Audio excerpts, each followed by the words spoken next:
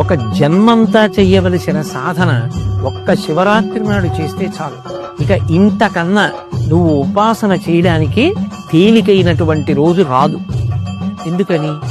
ఆయనే జ్ఞానజ్యోతిగా ఆవిర్భవించాడు. యావత్ బ్రహ్మాండం నిండిపోయేటటువంటి జ్యోతిర్లింగంగా వచ్చాడు. ఈ రోజున ఎవరు నన్ను ఉపాసన చేస్తారో, ఎవరు జాగరణ చేస్తారో వాళ్ళని నేను అనుగ్రహిస్తానన్నాడు.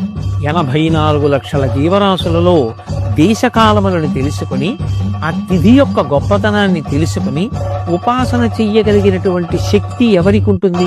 ఒక్క మనుష్య ప్రాణికే ఉంటుంది. అందుకే జంతువునాం నరజన్మ దుర్లభం.